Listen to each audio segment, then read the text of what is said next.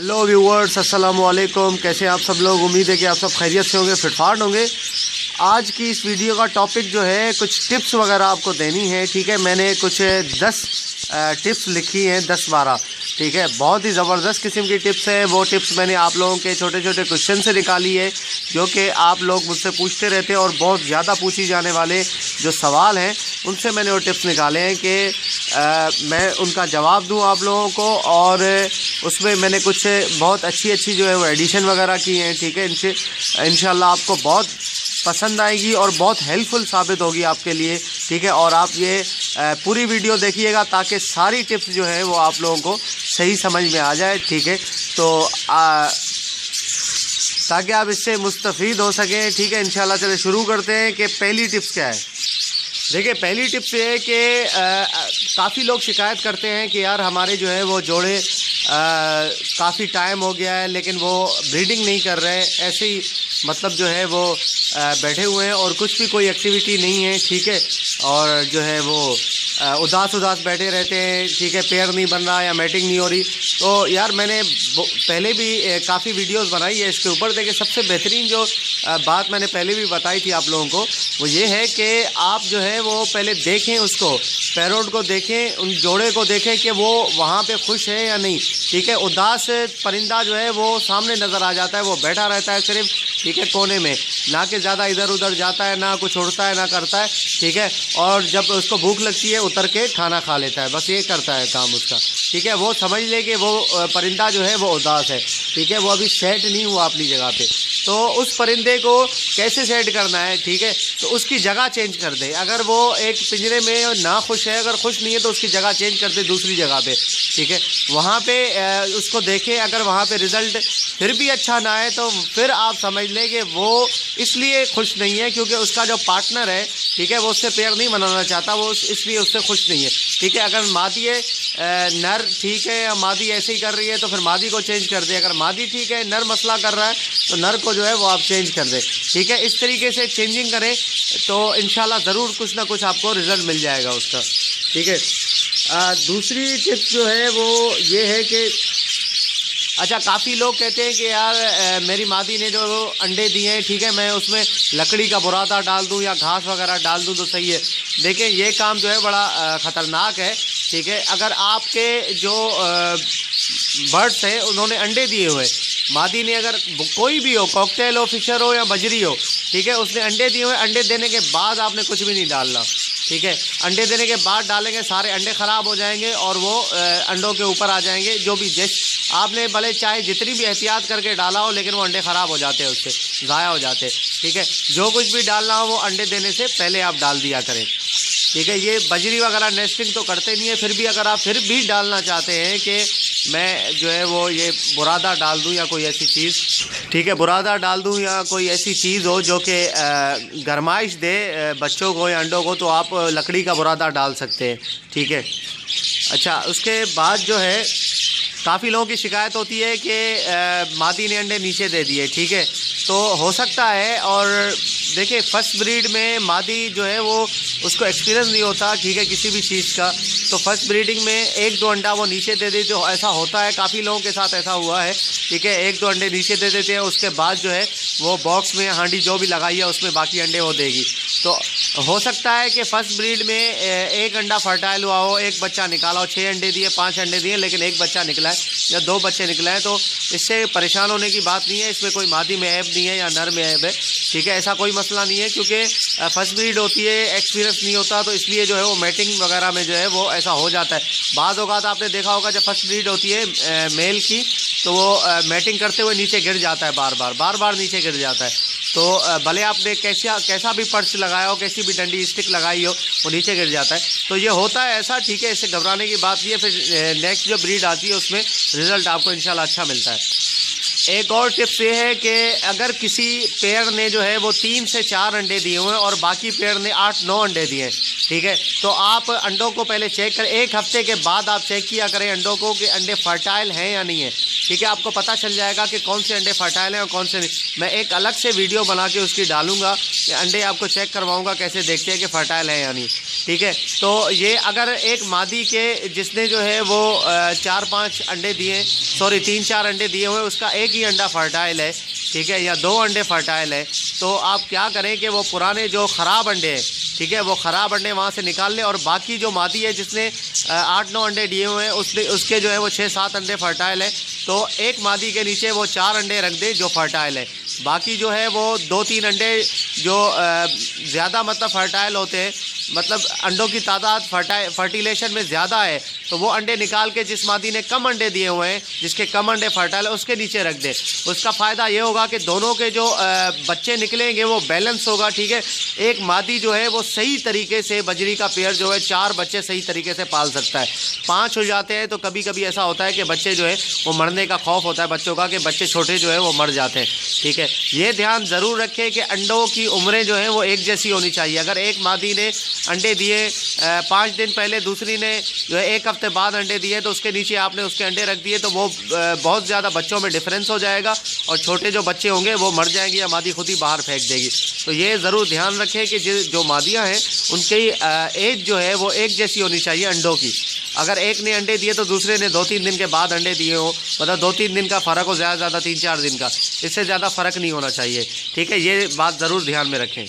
जब अंडों से बच्चे निकल जाएं, ठीक है, तो तकरीबन जो है वो 10 से 15 दिन के बाद हांडी की सफाई कर लिया करें, ठीक है। सफाई करने के बाद सारा जितना कचरा है वो बाहर फेंक दिया करें 10 से 15 दिन के बाद, ठीक है। और एक बात ध्यान में रखिए, अगर किसी मादी ने 2 या 3 बच्चे दिए हैं, तो अगर जाहिर सी बात है कि 4-5 अंडे दिए होंगे, 2-3 अंडे उसके ख़राब हुए होंगे, 2 या 3 बच्चे निकालें, तो ख़राब अंडों को फ़ौरन से ना फेंका करें, ठीक है। ख़राब अंडों को वहीं पे रहने दिया करें, क्योंकि ख़राब अंडे जो है वो बहुत एक आपको मुफीद आपके लिए साबित होंगे। उस वक्त जब छोटे बच्चे होंगे, बच्चे कम होंगे, तो मादी जो है बच्चों पे बैठती है, तो बच्चों पे ज़ोर पड़ता है, छोटे बच्चे होते हैं तो ज़ोर पड़ता है, उनकी टांगें जो है खुल जाती है, स्प्लिट हो जाती हैं उनकी टांगें।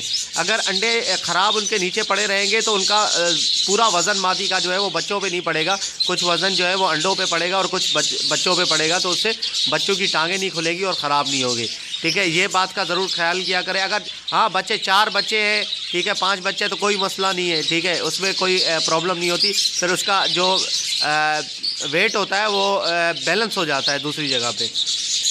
और काफ़ी ये शिकायत सुनने में आई है कि मादी जो है वो अंडे उसके चिपक जाते हैं, ठीक है, सीने में चिपके हुए होते हैं या पेट में चिपके हुए होते हैं, बाहर निकलती है तो कुछ अंडे गिर जाते हैं नीचे।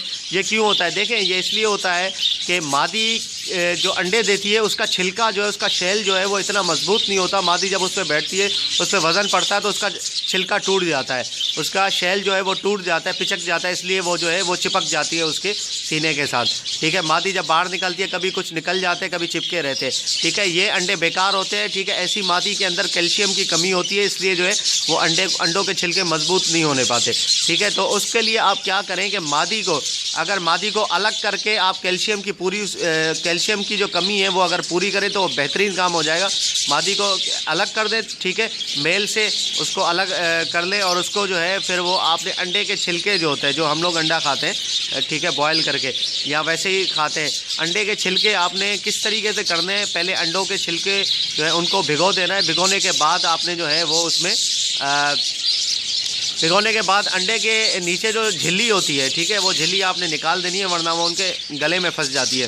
वो निकालने के बाद उनके छिलके जो हैं वो ऐसे ही आप डाल दें या एग फूड बना के उसमें डाल दें तो वो बेहतर है, उससे बहुत कैल्शियम मिलेगी। और नेक्स्ट टाइम जब वो अंडे देगी इंशाल्लाह 15 से 20 दिन इस तरीके से उसको वो अंडे खिलाएं, अंडे के छिलके दें, ठीक है। उसके बाद नेक्स्ट टाइम जब वो अंडे देगी तो अंडे जो हैं वो उसके शेल बहुत मजबूत होंगे और ज़बरदस्त अंडे होंगे, ऐसा नहीं होगा दोबारा।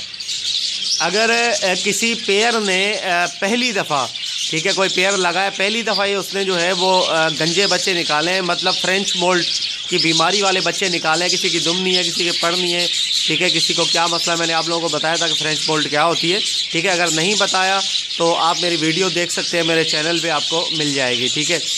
तो ऐसे बच्चे निकाले हैं तो आप एक काम ये करें, मैं आपको अपना एक्सपीरियंस बताता हूँ। ये इस कॉलोनी के अंदर जो है वो एक मेल था और एक फ़ीमेल, ठीक है। येलो कलर का मेल था जो कि मैंने पकड़ के वहाँ शिफ्ट कर दिया।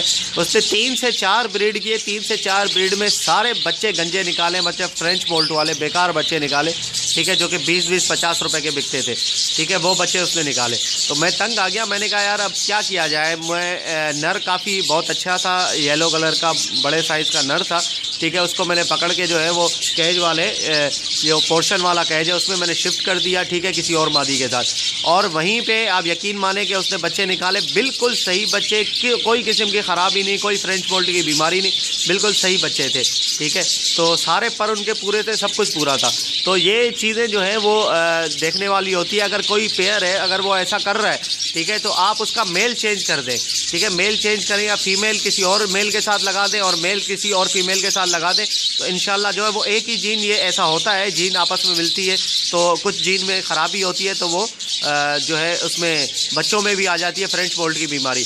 तो आप अलग अलग करके दूसरी फीमेल के साथ लगाएंगे उसका पेयर, तो इंशाल्लाह जो है वो बीमारी बहुत कम हो जाएगी या फिर सिर्फ बिल्कुल ख़त्म हो जाएगी।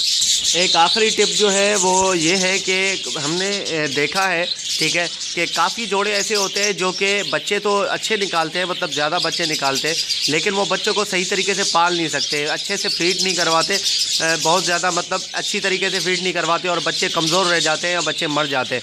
तो ऐसे जोड़ों को बेचने की ज़रूरत नहीं है, ठीक है। ऐसे जोड़ों के जो बच्चे निकलें, ठीक है, बच्चे जब एक हफ़्ते या 10 दिन के हो, 10 दिन के से बड़े बच्चे नहीं, 1 हफ़्ते या 10 दिन के हो, उनके बच्चे जो हैं वो किसी और मादी के नीचे रख दिए जाएं जो कि बहुत अच्छी तरीके से बच्चे पालती है।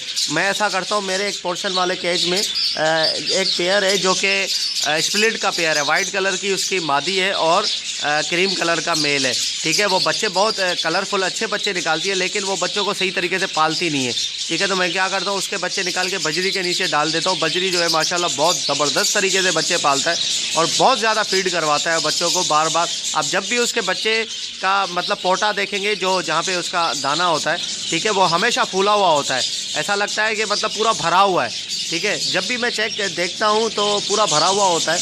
आप इस तरीके से जो है वो ये टिप्स को फॉलो करके, ठीक है, कोई ऐसा कोई पेयर है जो कि अपने बच्चे सही तरीके से नहीं पाल रहा, काफ़ी लोग जो है वो इस बात की, जो ब्रीडर है वो अहमियत पहचानते हैं ऐसे जोड़ों की जो बहुत अच्छे तरीके से बच्चे पालते हैं, हालांकि वो बजरी के पेयर होते हैं।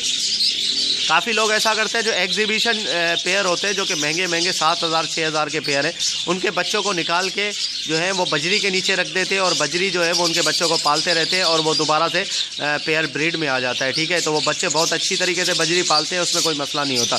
और लोग फैलो क्या भी ऐसे करते हैं, फैलो जो है वो बजीज़ में महंगा आइटम है, ठीक है। फैलो के लिए भी ऐसा करते हैं कि फैलो के जो बच्चे हैं उनको निकाल के जो है बजरी के नीचे रख देते हैं और बजरी जो है वो पालती रहती है अपने बच्चों को भी और फैलो के बच्चों को भी, तो बहुत अच्छी तरीके से पालती है और बहुत अच्छा उनका जो है वो रिज़ल्ट निकलता है। बच्चे साइज़ में भी अच्छे निकलते हैं, सारी चीज़ में सेहतमंद होते हैं और दोबारा जो जिसके आपने बच्चे निकाले वो दोबारा से ब्रीड में आ जाते हैं। मैंने भी आप लोगों को ऐसे करके दिखाया था, एक बच्चा शिफ्ट किया था, अभी उसने दोबारा से जो है वो बच्चे भी दे दिए माशाल्लाह से, ठीक है, और बच्चे उसके काफ़ी मतलब बड़े भी हो गए, निकलने वाले हो रहे हैं बाहर, ठीक है। तो इस तरीके से आपने जो है वो इस टिप्स को फॉलो करना है। उम्मीद है कि आपको वीडियो पसंद आई होगी और ये हेल्पफुल इंशाल्लाह होगी आप लोगों के लिए। अगर आप इसको टिप्स को फॉलो करते हैं, ठीक है, तो आप एक अच्छी ब्रीड जो है, ये यही सीज़न है ब्रीड का जिसमें आपने ज़्यादा से ज़्यादा ब्रीड निकलवानी है, ठीक है। अप्रैल मई तक जो है वो सीज़न ये चलेगा इंशाल्लाह। उम्मीद है कि इसमें जो है वो काफ़ी आप लोग जो है वो फ़ायदा उठाएँगे इस ब्रीड में, इस ब्रीड सीज़न में काफ़ी ब्रीड निकलेगी आप लोगों की, आप लोगों के पैरोट्स की। तो इंशाल्लाह एक बात हमेशा कहता हूं कि भाई अगर अभी तक आपने मेरे चैनल को सब्सक्राइब नहीं किया तो ज़रूर सब्सक्राइब कर लें, ताकि मैं आप लोगों के लिए ऐसे ही अच्छी अच्छी वीडियो लाता रहूं और आप लोगों के लिए ये सारी चीज़ें जो है हेल्पफुल रहें आपके पैरोट्स के लिए और आप इससे बहुत ज़्यादा फ़ायदा उठा सकें। तो इंशाल्लाह मिलते हैं नेक्स्ट वीडियो में, ठीक है। दुआ में याद रखिएगा। फ़ी अमानिल्लाह।